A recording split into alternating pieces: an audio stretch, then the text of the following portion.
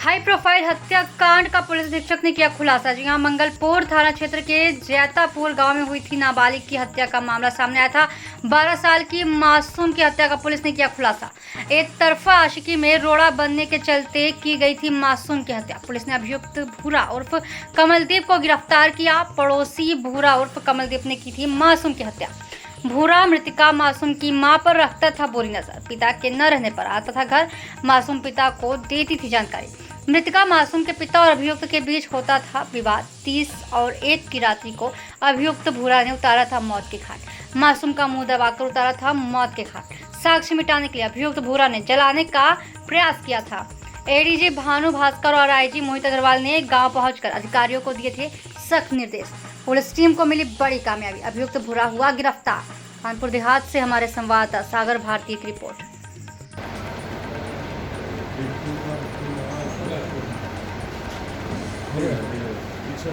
में 30/1 की रात में एक 12 वर्षीय बच्ची की हत्या करके उसकी लाश को बाग में छिपा दिया गया था और लाश को जलाने का भी प्रयास किया गया था।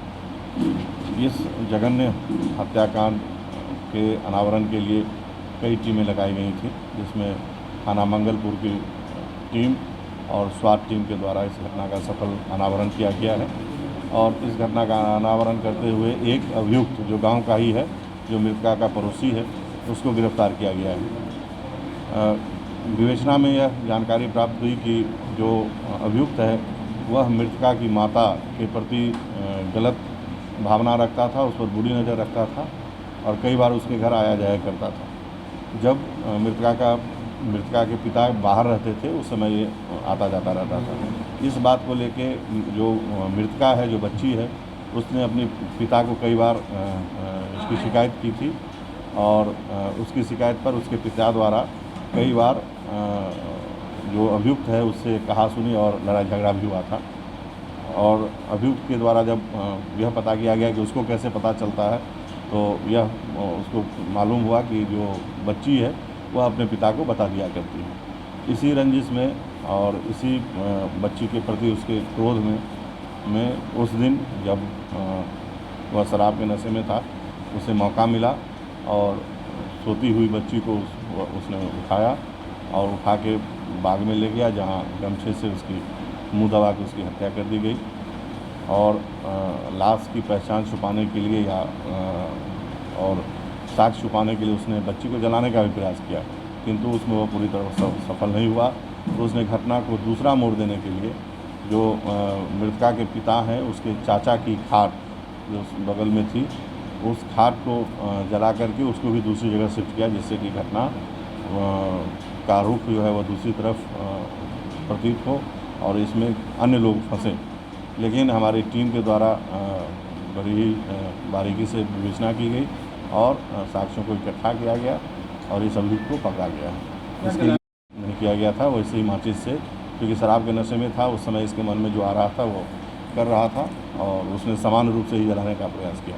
सर, दुष्कर्म के मामले की आशंका जताई गई। पोस्टमार्टम रिपोर्ट में भी दुष्कर्म की पुष्टि नहीं हुई और जो अभियुक्त है उसके द्वारा भी इससे इनकार किया गया है, लेकिन फिर भी स्लाइड को प्रिजर्व किया गया है और उसको FSL भेजा गया है। तो अभी रेप की पुष्टि नहीं है और जब स्लाइड का परीक्षण हो जाएगा उसके बाद जो भी तथ्य आएंगे यहाँ पर। सर, आरोपी के पहले भी नशे का आदी था और पूर्व में भी एक छेड़खानी के मामले में यह जेल गया हुआ था। इस पर गुंडा एक्ट की भी कार्रवाई की गई थी। तो पूर्व से यह थोड़ा सा आपराधिक प्रवृत्ति का व्यक्ति था। घटना में उसकी मां या इसके साथ कोई और भी शामिल था, इसकी जांच होगी?